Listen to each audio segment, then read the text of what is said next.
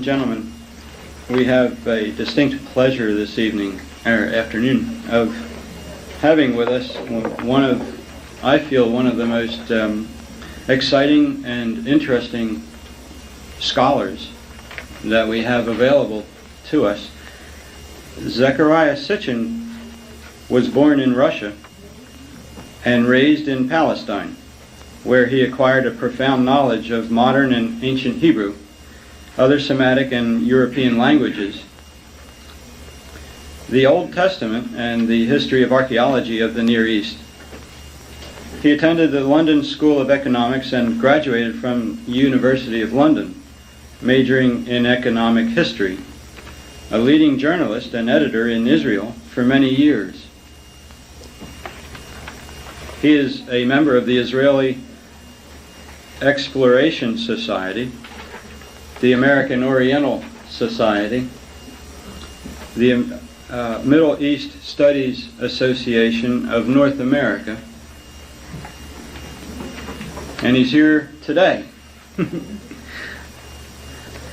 His 4 books to date, under the overall title of The Earth Chronicles, have been widely published and republished in both hardcover and paperback editions, and widely translated into many languages, including German and French, Spanish, Portuguese, Italian, Dutch, Swedish, and Japanese.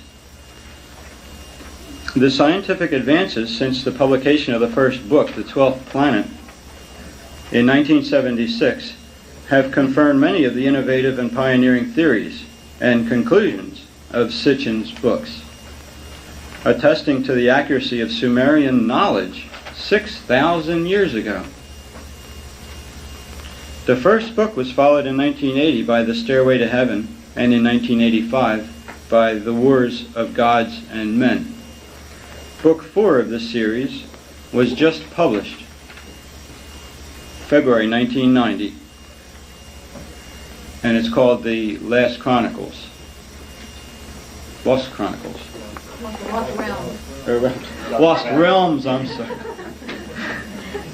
Encompassing the ancient events and civilizations of the Americas. I'd like to welcome Zecharia Sitchin.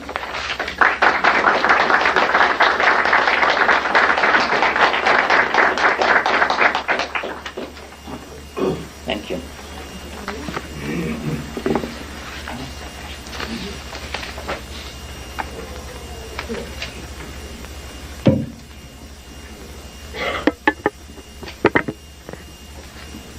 Speak a little louder than normal if we can't hear you. Okay, good afternoon. First, let me just hold up the 4 books to convince you that I deal with facts and not with fiction. There are 4 books.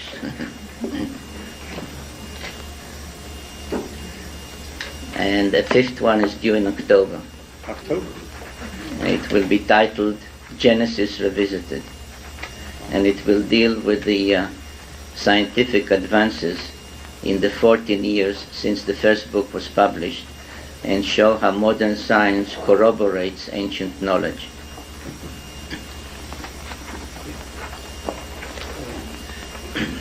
I assume that many of you have, if not all, have read one or more of my books. Have you? Yes. And one idea that occurred to me, thinking about what to say this afternoon, was whether I should really give you, the audience, the podium, and just listen to your questions and build what I have to say around your questions. Is that a good idea? You have my attention. No. You'd rather hear me talk. Well, I assume, having said hello or been approached by some of you since I've arrived here, I assume that each one of you had some point in his life, his or her life, where an event or a thought or an occurrence or hearing something or seeing something made you interested in the general or overall subject of this conference, whether we call it UFOs or extraterrestrials or ancient astronauts or other phenomena. And I thought that I should tell you how I became interested and involved in the subject, which launched me on writing the 4 books to date and coming and talking to you. And it goes back to my school days. I was born, as you heard, in Russia, but I grew up in what was then Palestine, and was privileged to study, to learn the Bible, the Old Testament, in its original language, Hebrew. And that is extremely important to understanding what actually those ancient texts tell us, because everything else that you read in the Bibles, be it in English or in German or whatever language, are not just translations, but are really interpretations, because each translation, each translator puts into the translation their understanding of what the word or the sentence or the event had meant. And as a matter of fact, if you compare, even in English, various editions of the Bible, you will see that in many respects they don't agree with each other. So having had the privilege of learning the Bible in its original Hebrew language was extremely important to the future course of events. Now, we began with the book of Genesis and reached chapter 6. I don't recall how old I was then, but maybe 8 or 9 years old. And we reached the story of the deluge, the great flood, and the story of Noah and the flood and what happened is preceded in that chapter of Genesis with several very enigmatic verses that somehow don't belong to the rest of the story of Noah and the ark, and that are evidently some kind of remnant from some longer story or another chapter that was lost or omitted somewhere and so on. And these enigmatic verses begin with a statement that many a preacher has used on Sundays, because it is known as the verse that says that those were the days just before the deluge, when there were giants on the earth, or upon the earth. And they married the daughters of men and had children by them and so on. And I raised my hand and I remembered that as if it happened yesterday, although it happened more than 2 years ago when I was 8. And I said, excuse me, teacher, but why do you say giants when the word, the Hebrew word, is Nephilim, which literally means those who had come down from heaven to earth? And he said, Sitchin, sit down. You don't question the Bible. And as young as I was then, I came home and I was, upset. I was boiling inside because I was sure that my question, when I raised my hand, I did not question the Bible. I was reprimanded wrongly. I questioned a translation or an interpretation of a word in the Bible, but I did not question the Bible. On the contrary, I questioned why a word or a statement or a term in the Bible is not accurately translated or interpreted.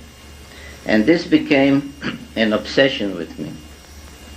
As I grew up, I became interested in archaeology. I studied the languages of the ancient Near East and so on.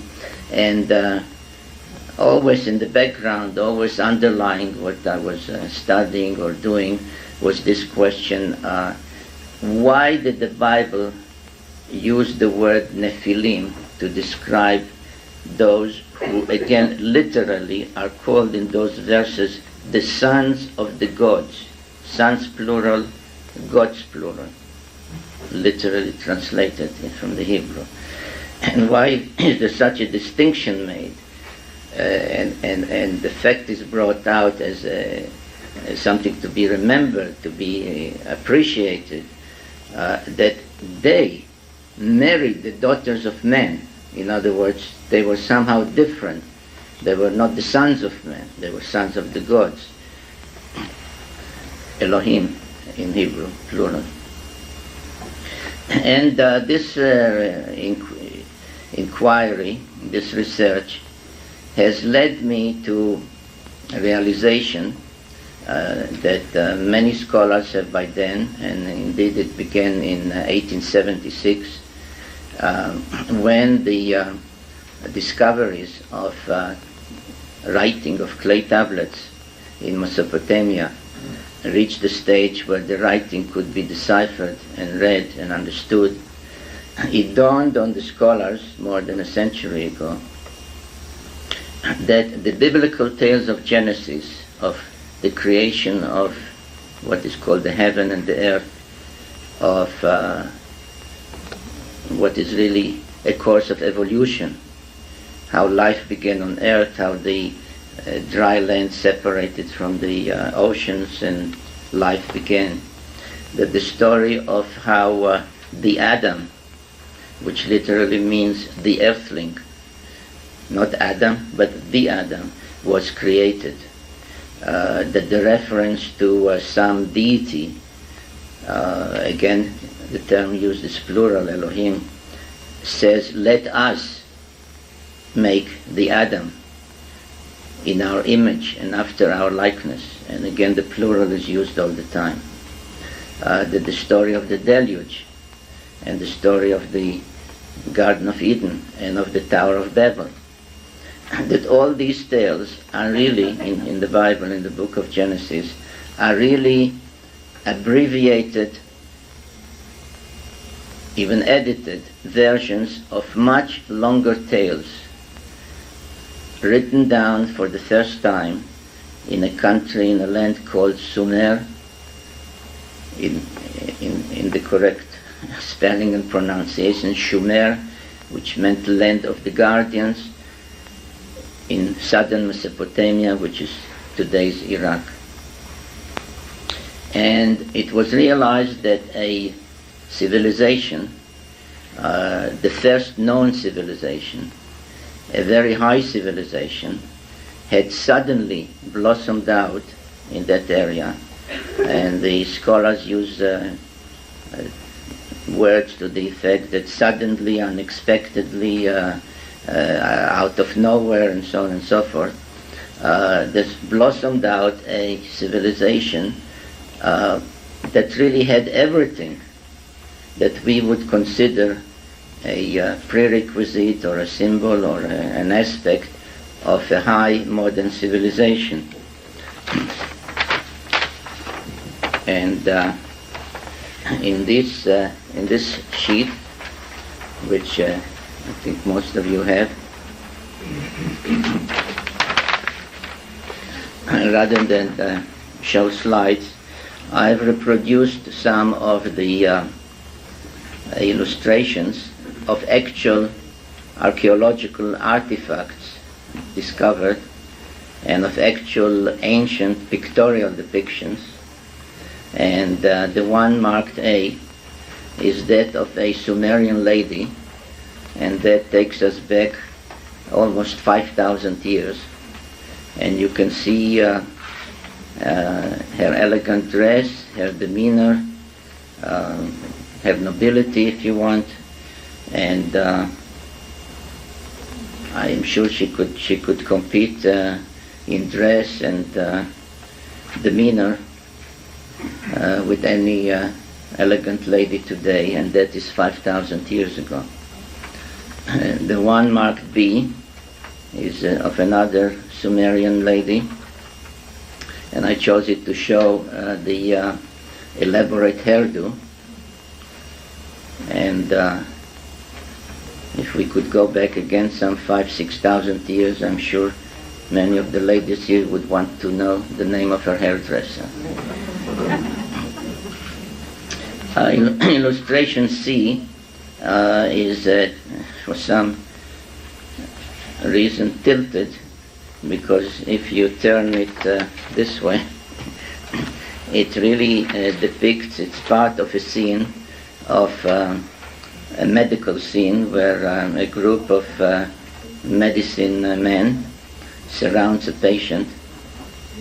The patient lies on a table and wears a mask and is clearly treated with some kind of radiation.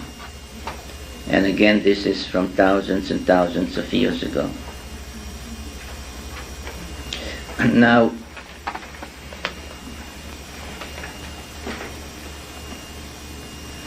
the Sumerians can be credited with virtually every first in human civilization that we can think of, whether it's the use of the wheel, whether it's high-rise construction, whether it's the use of the brick, whether it's metallurgy, whether it's knowledge of chemistry, medicine we have covered, whether it's the concept of laws, the concept of courts, of justices, even of juries, the concept of a king, of a parliament, or an advisory council. Anything you can think of, any aspect of a high civilization had its first in Sumer, going back, as I said, 6,000 years ago. Mathematics, the beginning or the first calendar. As a matter of fact, as I've not necessarily mentioned in the books, but in some articles, the concept of a calendar, of a year divided into 12 months, of a lunar month, of a solar year, not only goes back to Sumer, but one calendar still in use, and that's the Hebrew calendar, is exactly the Sumerian calendar, and the count of years in the Hebrew calendar goes back to the year 1 of the Sumerian calendar, so that is still in use today. So all these aspects of a high civilization began in Sumer, again suddenly, unexpectedly, out of nowhere. And among the thousands or tens of thousands of clay tablets discovered there, and if you'll excuse me, and the cameraman will excuse me a minute, I want to show you something.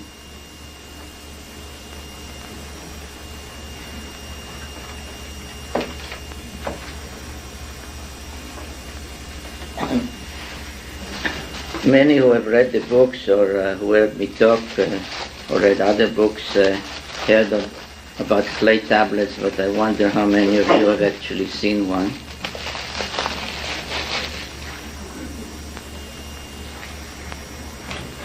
And this is a typical one. The size was such that it could be held in the palm of the hand of the scribe. It was soft clay, not entirely wet, but soft enough to make on it symbols with a stylus in writing that has come to be called cuneiform. And the scribe would have the stylus and would make these symbols. And when this clay tablet dried, or if it was a very important document, it was fire dried, it became a permanent record of the document or the tale or the text or whatever was written on the tablet. And I've once observed that people say, well, that's a very primitive way of recording or of writing or of keeping things, writing them down. And I say, well, I'm being taped, I'm being videotaped. Would you think that those tapes would still be readable or available in 6,000 years from now? But this is. So, who was primitive? And there are many depictions, and many of them, a small part, but many, are reproduced in my books, and the question is, how were they obtained? Now, the Sumerians were the first to invent the rotary press. They took a stone, a very hard stone, mostly a semi-precious stone, and engraved on it what they wanted to depict in reverse, as a negative. And then they rolled it on wet clay again, so that the positive image became imprinted and was again preserved the way these tablets were preserved. So this is an example of one. This happens to be in silver. So they had nothing that we didn't have, in a way. Now, one of the most amazing aspects of Sumerian civilization was their knowledge of astronomy. Indeed, every aspect of modern astronomy, the basis of modern astronomy, which is the concept of a celestial sphere surrounding the Earth, of a circle with 360 degrees, of a zenith, of a horizon, anything you can think of, including, of course, the division of the heavens into 12 houses of the zodiac, though most people, if asked, I'm sure, would say the Greeks began it. Not so. The Sumerians did about 3,000 years before the Greeks. Every aspect of modern astronomy was known and was devised by the Sumerians. Literally thousands of tablets dealing with astronomy were found, and in the basements of most major museums in the world there are tens of thousands of tablets that have not yet been deciphered because there's simply not the manpower or the people who know enough to read and understand. I'm, for example, one of 200 people who can read the Sumerian writing, 200 people in the whole world. So there are tens of thousands of tablets yet to be read, deciphered, transliterated, translated, and it's a very tedious process. But among those that were dealing with astronomy, there were many that, for example, list stars, list constellations.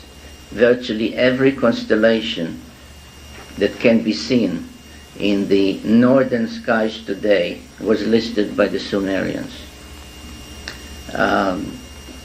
Some tablets give distances between the planets, extremely accurate distances between the planets. And the question is not only how could the Sumerians know that or measure those distances, but I ask the other, perhaps more logical question is, what for? What did they need to know the distances between the planets if they lived in some corner of the earth called Mesopotamia? And they dealt at length with our own solar system. And they kept insisting that the family of the sun has 12 members. And they listed the sun, the moon, and 10 planets. Now we know today about 9 planets, starting from near the sun, Mercury, then Venus, then Earth, and so on, and ending with Pluto. We know about 9, bearing in mind that Pluto was discovered only about 60 years ago. Until 1930, Pluto was unknown. And if you would ask a gathering then how many planets are there, you will be told 8. But they insisted that besides the sun and the moon, there are 10 planets. Now, lo and behold, and though everyone until about 2 centuries ago, or less, 150 years ago, was sure that the ancient people were not aware of, could not possibly be aware of any planets beyond Saturn, because they could see planets only with the naked eye. Presumably they had no telescopes or other means of observation. That the Sumerians not only listed the other planets, but as I have made clear in several articles and other appearances, they not only knew that beyond Saturn there's Uranus, and beyond Uranus there is Neptune, but they described them exactly the way our latest spacecraft, Voyager 2, has found them to be. Twin-like, blue-green in color, with various patches on them, and watery. Now, the fact that the Sumerians referred to those planets as watery was considered by astronomers until about 2 years ago as sheer nonsense, because we know that there could be no water out there. Everything is frozen, and besides, the outer planets are made up mostly of gas and they are not solid and so on. But the Voyager spacecraft showed that they are watery. And again the question is, how could the Sumerians not only know about those planets but even describe them? There was another interesting aspect, and that is that the Sumerians numbered the planets, and they referred to Earth as the 7th planet. Now we consider it the 3rd because we say, starting from the Sun, there's Mercury, Venus, and then Earth. But they said, no, Earth is the 7th planet. And thinking about that fact too, it occurred to me that only somebody who is coming from the outside in would call Earth the 7th planet, because Pluto would be planet 1 and so on. Mars would be the 6th and Earth would be the 7th. And then it turned out that the Sumerians said there's this planet and that planet and so on. And there's one more planet, the 12th member of the solar system, which they called Nibiru, meaning planet of the crossing. And its symbol was the cross. So even the symbol of the cross is not a invention from 2,000 years ago, but from 6,000 years ago. And they said that that planet, Nibiru, originally did not belong to the solar system, that it was an invader who was coming from outer space, was pulled into our system by the gravitational pull of the outer planets as it passed by them, ended up colliding with a very ancient planet which they called Tiamat, split Tiamat in two. One half of it was smashed into pieces, which, as I've later shown, I think convincingly, became the asteroid belt and the comets. And one part, which remained intact, half a planet, was shunted into a new orbit and became Earth, pulling with it to the new location in the heavens, the chief satellite or chief moon of Tiamat, which became our moon. It was about to become a planet in its own right when these events occurred, and therefore the Sumerians still considered it a member of the 12-member family. And the question was then, which of our known planets is Nibiru? Scholars who have come up and read and deciphered and explained those ancient astronomical texts, and I must say that they were scholarly geniuses, because they combined both outstanding knowledge of astronomy with knowledge of Sumerian and other ancient languages and the ability to read and understand those ancient tablets. Some said, well, the way it's described, its location in the skies, when it's seen from Earth, it must be Jupiter. And when it is in that position, then others said, well, it's probably Mars. And those who said it's Mars were called, idiots by the others, because how can you say it's Mars when it's obviously Jupiter? And the others called names the others because it couldn't be Jupiter, it's obviously Mars.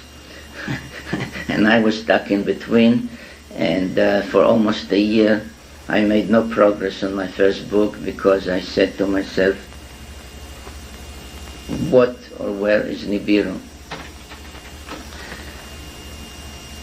And then I must tell you, since I think this audience will appreciate it, one evening, very frustrated, I went to sleep, and I said out loud to whoever, and I said, Nephilim, those were the guys on account of whom I was reprimanded at school. I say, if you exist, please tell me, what is Nibiru? And I woke up in the middle of the night with the answer. It is one more planet that when it comes to our neighborhood passes between Mars and Jupiter. And then everything from that morning on fell into place. And I realized that the texts tell us that it is a planet with a vast elliptical orbit lasting 3,600 years, arriving between Mars and Jupiter, which means near us, every 3,600 years, at which time there are comings and goings between their planet and our planet. Now, I'll jump ahead a little and tell you that astronomers in the last few years agree with the Sumerians and with me that there is one more planet in our solar system. They refer to it as planet X. X meaning the unknown planet, and X meaning 10, because not counting the sun and the moon, there is the number of planets is 10, so we know of 9 there's one more. And they have more or less pinpointed its location in the heavens. There's reason to believe that in some ways they have confirmed its existence, although they don't have yet photographs of it. And even when, or rather when, this fact is acknowledged, and there is no great eagerness to acknowledge it. Because, and by the way, all the astronomers who are dealing with it are very well aware of my writings and what the Sumerians have said, and we exchange letters and telephone calls and so on. So what I'm saying may be news to you, but not to them. Because when in 1930 Pluto was discovered, it was a very exciting event, and astronomers were enthused. Textbooks had to be changed, but it really made no difference to the man in the street, to me, to you. Okay, so Neptune is not the last planet out. There's one more called Pluto, or named Pluto. But the astronomers today realize that if they confirm the existence of one more planet beyond Pluto, they not only confirm Sumerian knowledge of the complete makeup of the solar system and the fact that there is one more planet out there, but they then have to deal with the other issues that run more or less in the following circle. If the Sumerians were right about the makeup of the solar system, how could they know that? And the Sumerians said, we know it, they wrote it, we know it because those who had come from that planet to Earth have told us so. They told us we are the seventh planet. They described Uranus and Neptune to us. They described their planet to us. So, confirming Sumerian knowledge regarding planet X, or the 10th planet, or the 12th member of the solar system, would require facing the issue of the veracity of the other things the Sumerians have written down. And that is that on that planet there had existed hundreds of thousands of years before our civilization, a civilization with people advanced enough to travel in space, to come to Earth, and to do all the things that the Sumerian texts and the Bible tell us that they have done. If you go on and look at the sheet that I gave you, they, for example, depicted some of those whom the Bible called Nephilim, and whom the Sumerians called Anunnaki, which literally meant those who from heaven to earth came, which is the same as the Hebrew Nephilim. For example, D, E, and F are depictions of one of their females.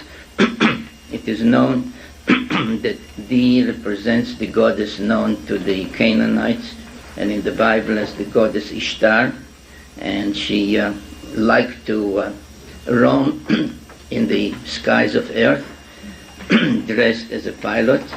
Perhaps she foresaw World War I and wore the goggles of a pilot of World War I.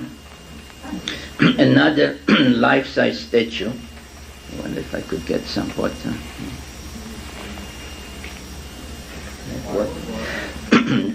The E and F are a life-size statue found on the Euphrates River in the site called Mari, and you can see that this so-called goddess is wearing a kind of a helmet with earphones and has a hose for perhaps breathing support purposes. Those who piloted the spaceships had for official occasions, wore a dress that made them look like eagles with artificial wings.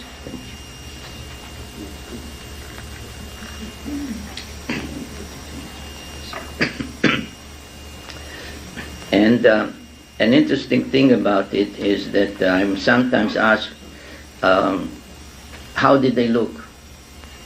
Did they look like us? And I say, absolutely no. We look like them. And because they made us in their image and after their likeness. And as you can see, thank you, they really look like us because we look like them. And there are various depictions of the eagles. L is an imprint of a cylinder seal, which shows on the upper left-hand corner the complete solar system, which is the sketch M, and you can see by comparing it to our knowledge of a solar system, the N, it has all the planets we know about, plus one more between Mars and Jupiter. I mentioned that the planet Nibiru was depicted, its symbol was the cross, and I have here a few depictions of how it was symbolized with the cross. And the O is an illustration of its vast elliptical orbit. And I also have here under K a copy of a depiction from an Egyptian tomb, the tomb of the governor of the Sinai, which shows spacecraft, a missile, underground with its module above the ground where you can see palm trees and giraffes. Now, some of you should have another sheet which, out of the goodness of my heart, I gave out without keeping a copy for myself.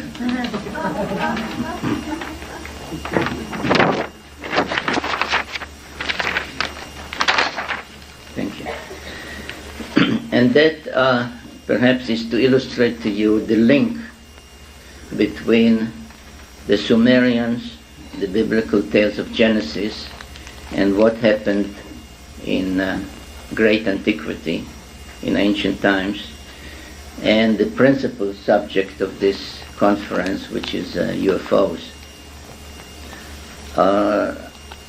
I'm not a UFO expert in the current or modern sense of the word. I've never seen a UFO. I've never been abducted. As a matter of fact, I don't think that UFOs exist. Because UFO stands for unidentified flying objects, and I don't think there is such a thing. You may think, or you may be unable to identify them, but those who operate them or send them, they know what they are.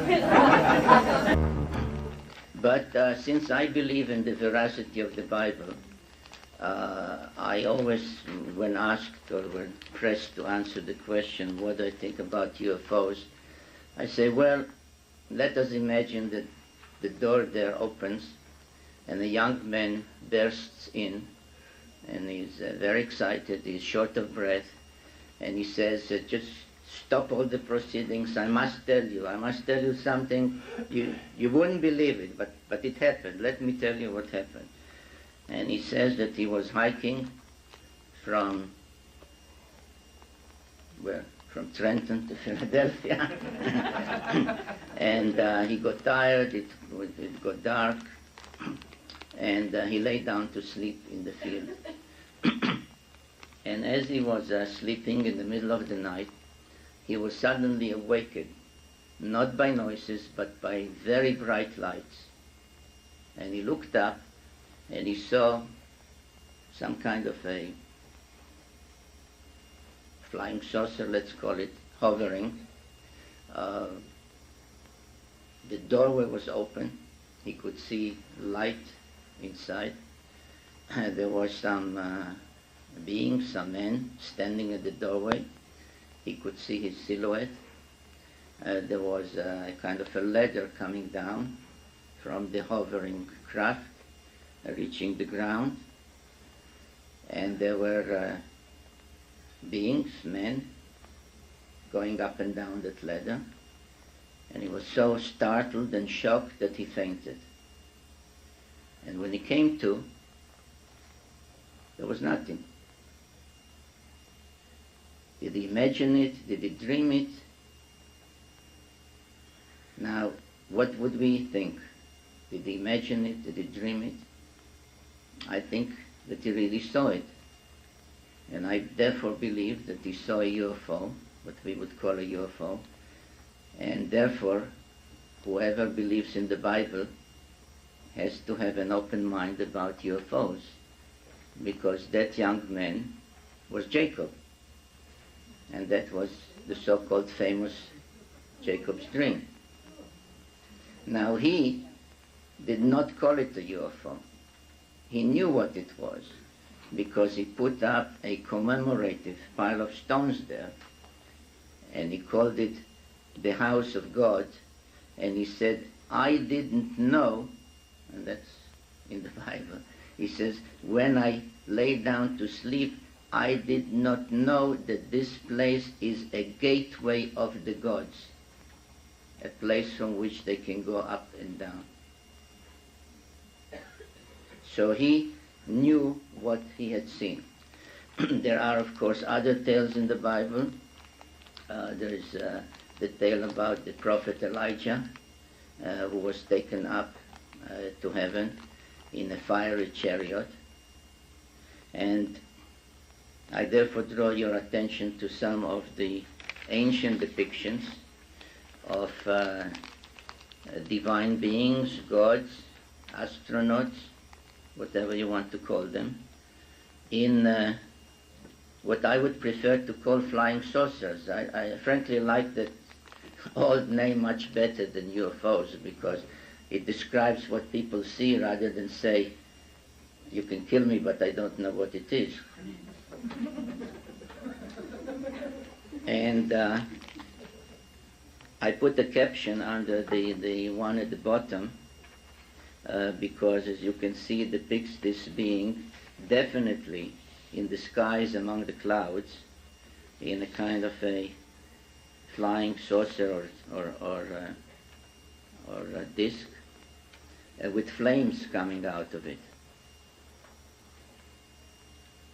Now, there were all kinds of flying vehicles seen in those ancient days.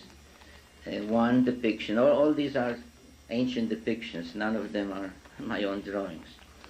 You can see on the upper left-hand side a rocket-like vehicle in the skies with flames coming out of its tail, which was launched from the ancient Cape Canaveral, located in the Sinai Peninsula. There were what we would call helicopter-like or vertical takeoff vehicles that could fly and then land with extended legs, and these two with the bulbous ones with the extended legs and with the eye-like openings or light fixtures, I don't know exactly what they were found, drawn, painted on a wall, like in a mural, part of a mural, in a place called Tel Gasul, which is on the east side of the Jordan River, exactly where, according to the Bible, the prophet Elijah was taken up to heaven. Now, whether these were the kind of vehicles that took him up, we can speculate, but that's where these drawings were found. Now, as a matter of fact, the people in antiquity had idols made that are called by scholars eye idols, and I have reproduced here some of them. You can see they were all with some kind of a conical shaped head and with very prominent eyes. There were also other statuettes, which I show in the center on the right-hand side, the whole body, again with this conical head and funny eyes. And I think that these ancient depictions, not only of the different kinds of spacecraft or UFOs or flying objects that the ancient peoples have observed, but also of the so-called idols. I have looked through many UFO books on UFOs for some clear drawings of the spacecraft or of the beings that supposedly occupy or man them. And I must tell you that the clearest ones I found are in the ancient sources and not in modern depictions. I think my friend Antonio Hunus, who's out there in the back and who spoke yesterday, uses some of these illustrations from ancient times to illustrate his lectures about UFOs today. And I think that when one asks himself, what really is this UFO phenomenon today? Because the only ones who could be the source of spacecraft from extraterrestrial sources are not beings or astronauts from some star system that is so many light years away from us, and nobody could travel such distances. But are they Nephilim or the Anunnaki from our own solar system? on a planet that is well on its way back to us. But as we have seen before, they don't look like that.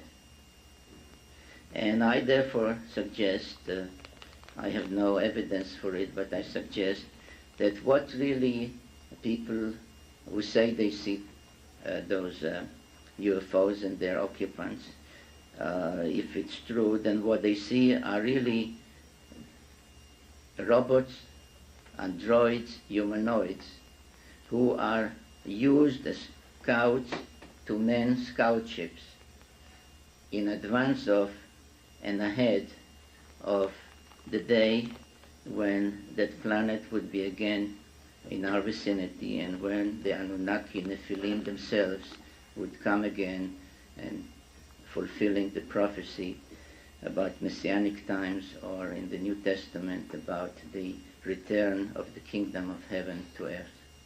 Thank you.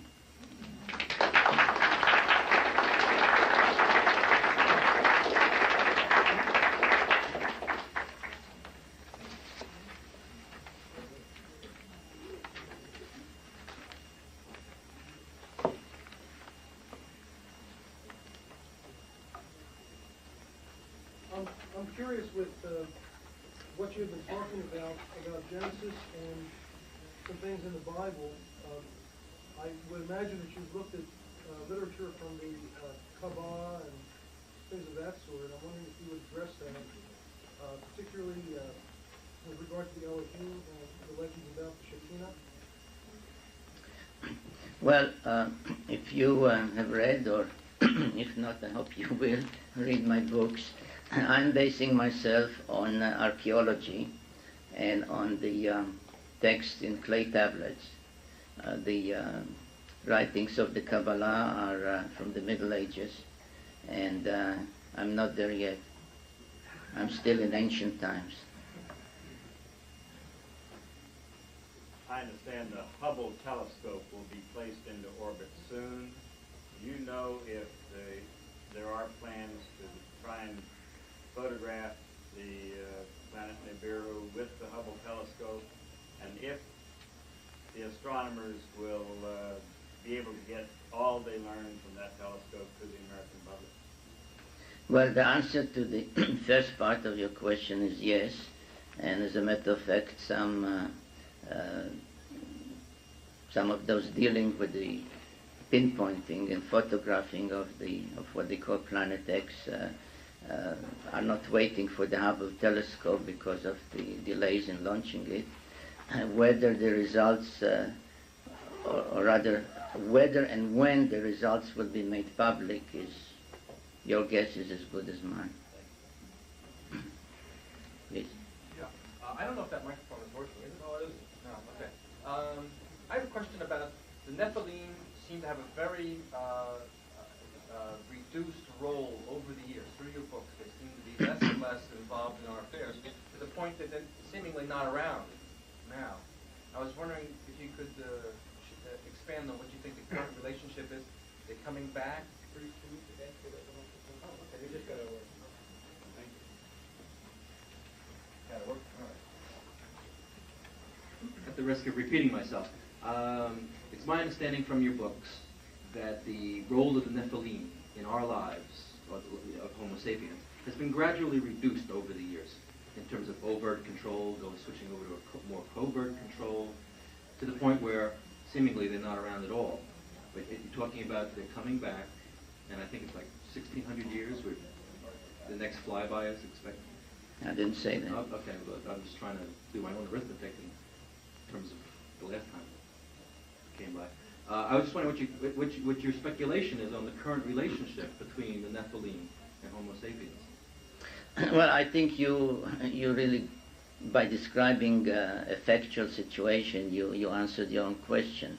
At the very beginning, when they brought us into being through genetic manipulation, they created servants or slaves, really, to work in the gold mines and then to serve them in other ways. That has changed as a result, or in the aftermath of the deluge, the great flood, when they made mankind more or less a partner to being and living and staying on this earth. Each turn, each 3,600 years, in the past they gave us more civilization. If you follow the advent of human civilization through Paleolithic and Mesolithic and Neolithic and domestication and so on, the intervals are always 3,600 years. And obviously each time they decided, with the exception of the attempt to wipe us off the face of the earth during the deluge, but after that they decided that we merit more knowledge, more civilization, and in a way to be more on our own. What they did the last time around, whether they left entirely and whether any of them may have stayed here, or what kind of relationship they established with all of mankind or with some of mankind, are very complex subjects. Not only that they require more study of available documents, but they lead to very serious theological and other problems, and therefore I have left the discussion of what I think happened and what will happen to the last book in the series, because it is then that I will be stoned, not from drinking, but stoned. So, When can we expect that book? well, when do you think I'll be stoned? It'll come. Yeah, thank you. But it's a very, very thorough question.